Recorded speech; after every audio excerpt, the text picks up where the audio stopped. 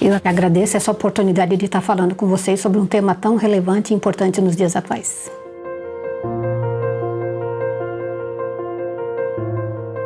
O importante é sempre a mudança de comportamento. Em geral, a pessoa entristece, fica desesperançada, se vê que não tem solução no problema, começa a ter pensamentos suicidas, ela às vezes verbaliza, outras vezes não, ela vai ficando quieta, depois ela começa a ter o desejo de morrer, isso vai evoluindo para uma intenção de fato de morrer, do pensamento, sai para a ideia de morrer, e aí ela começa o planejamento. Do planejamento ela vai fazendo a finalização, vai para o ato, e muitas vezes esse ato pode ser letal ou não, ficando apenas numa tentativa nessa pessoa. Importante nós pensarmos que isso pode acometer todas as idades, homens e mulheres, mais homens do que mulheres, mas as mulheres, dependendo da faixa de idade, também é uma importância grande, e sempre nós lembrarmos que tem uma alteração bioquímica no cérebro das pessoas. Principalmente a serotonina, ela está reduzida no cérebro dessas pessoas, independente aí do diagnóstico, podendo ser depressão, transtorno bipolar, esquizofrenia, abuso de drogas, que é muito frequente, transtornos de personalidade e outros transtornos de impulso. Lembrar que a impulsividade também é muito frequente nessas pessoas. Uma pessoa que não tem pensamento, planejamento, mas de acordo com uma situação na hora, ela pode, assim, impulsivamente ser surpreendida com esse gesto, esse ato que termina com a própria vida. As pessoas, em geral, sentem assim uma certa ambivalência, querer viver e morrer. Outras vezes, elas acabam estando assim um pouco, além dessa ambivalência, assim um pouco frias diante da situação e se sente assim que é insuportável aquela situação que elas colocam, como se aquilo fosse interminável e insustentável, que nós chamamos dos 3 Is do suicídio. Diante dessa situação aparece a desesperança e elas aí acabam sendo levadas a pensar que o fim da vida seria uma solução e muitas vezes acabam verbalizando para pessoas e as pessoas falam, mas quem vai se matar não avisa. Não é verdade. 90% das pessoas que morreram por suicídio haviam deixado algum aviso. Muitas delas, cerca de 40%, tinham visitado um médico 30 dias antes, o que é preocupante de isso não ter sido notado e avaliado.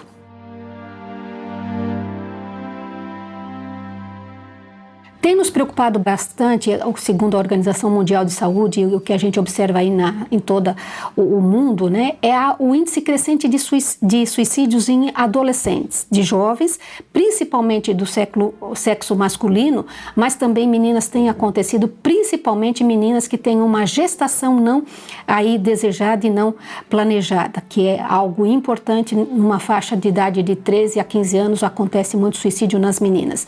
E nos meninos, mais por um comportamento de agressividade, abuso de drogas, lares desfeitos, isso tem assustadoramente aumentando. Também aí o mundo cibernético, vendo a internet, que acaba favorecendo, infelizmente, esses jovens ficarem fechados dentro de si mesmo, não desenvolverem uma sociabilidade, amigos, companheiros, terem contato com famílias, frequentar escolas e com isso acabam aí desenvolvendo uma baixa estima, uma menos-valia, um sentimento de inferioridade e muitas vezes uma fobia social, fazendo com que eles busquem drogas, álcool e aí acabe culminando com o suicídio.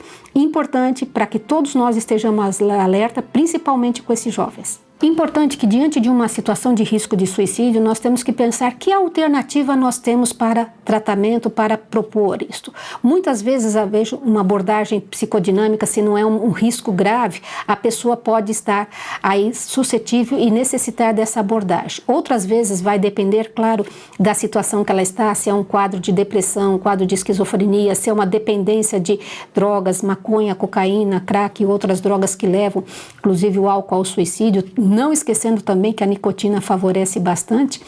É importante que a gente pense aí em deixar essa pessoa em ambiente protegido. Muitas vezes nós podemos fazer esse ambiente protegido na própria casa da pessoa ou de um familiar, e neste ambiente é importante que a pessoa, o adolescente ou a pessoa que esteja com risco, não tenha acesso à arma de fogo, à arma branca, medicamentos de letalidade, corda, às vezes varais, facas, mesmo que às vezes a pessoa se descuide, mas é do churrasco que estava ali escondido.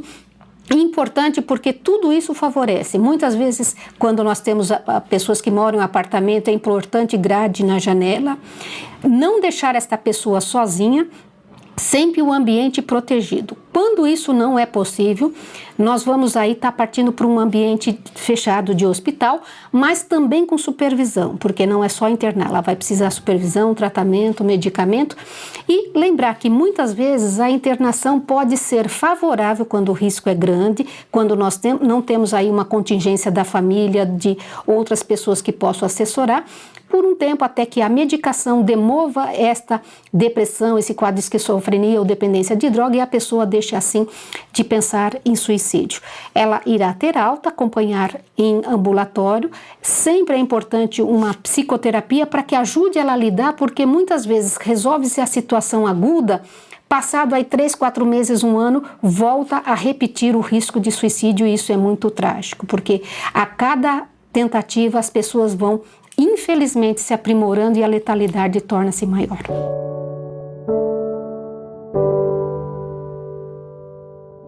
Importante que muitas vezes quando nós estamos frente a uma pessoa em sofrimento, achando que tudo é muito pesado, insuportável, interminável e que ela não vai ter saída e desesperançada, é sempre importante nós conversarmos olho a olho com essa pessoa para que ela sinta confiança.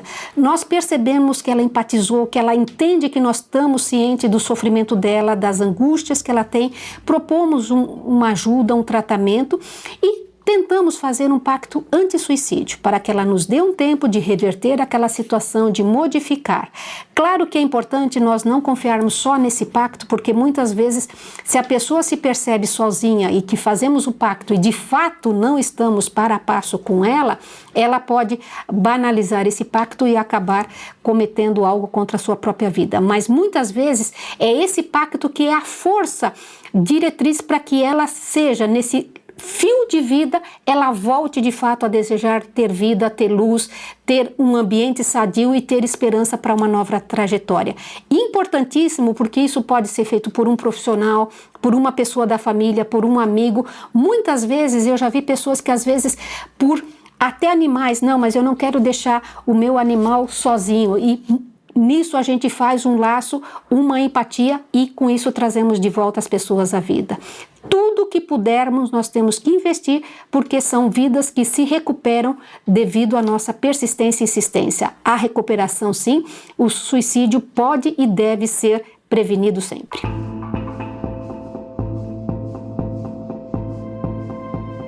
Importante que muitas vezes a família no dia a dia, no corre-corre, não percebe o que está acontecendo com pessoas da casa, seja adolescentes, seja pessoas adultas, seja idosos, que também é bastante frequente, ou às vezes, infelizmente, até crianças. Então é importante, como eu comentei, sempre a mudança de comportamento. A pessoa está mais triste, mais fechada, às vezes está mais ríspida, mais agressiva, porque as pessoas com ideação suicida, elas ficam às vezes muito agressivas com as pessoas do meio interno e depois ela volta essa própria agressividade com ela. Então, familiares e amigos é muito importante, seja amigos do trabalho, da escola, do bairro, que note mudança em alguém, verifique, pergunte. Muitas vezes as pessoas têm medo de perguntar, será que eu vou perguntar se ele tem pensando em suicídio? Será que eu não vou induzi-lo? Não, nós não induzimos ninguém se nós perguntamos. Quando nós perguntamos, nós vamos ver até um leve sorriso no outro de se sentir compreendido, de se sentir acolhido.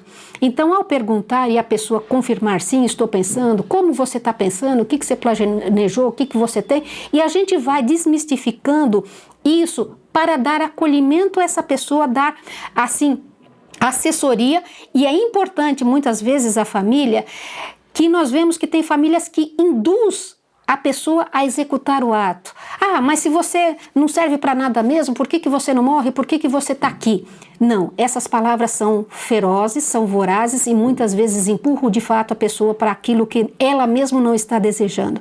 Então, ao contrário, nós devemos dizer que amamos essa pessoa, o quanto ela é importante, quais as possibilidades que ela tem para solucionar aquilo que ela se vê sem saída, o que nós podemos ajudar, buscar a ajuda de profissionais, às vezes um religioso, um profissional médico ou psiquiatra, tudo que que for possível. Às vezes, se pessoas da casa estão trabalhando, não pode ficar com ela, peça para uma avó, uma vizinha, alguém da comunidade que possa ficar com essa pessoa, acolher.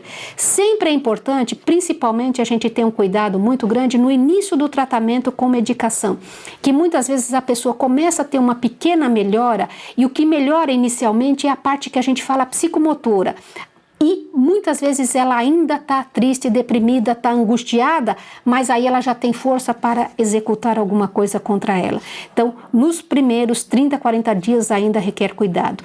Mesmo depois, temos sempre que ficar alerta e não dizer, está melhor. Muitas vezes é nesse período, quando todos acham que está melhor, é que nós às vezes perdemos pessoas importantíssimas na nossa vida. Então, todo cuidado é pouco. A família tem que estar alerta, não deve ter inibição, não deve ter este mito, esse estigma, esse tabu em torno desse tema tão relevante que nós podemos evitar.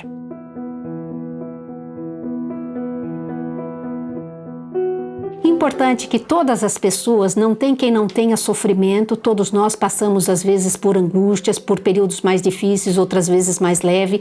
Muitas vezes nós achamos que a nossa trajetória de vida é mais difícil do que outras, ninguém está na minha pele, ninguém sabe o que eu estou passando.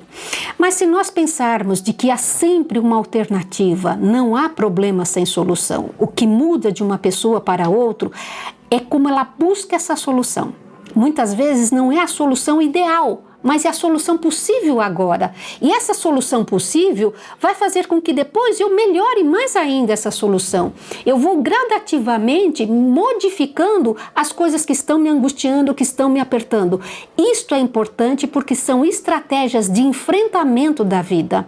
Muitas pessoas dizem, a vida é dura. Sim, a vida é dura, tem diversos pedaços penosos, mas se nós tivermos força, principalmente se nós tivermos confiança dentro de nós e pudermos contarmos com pessoas que vão nos apoiar, sempre a vida valerá a pena.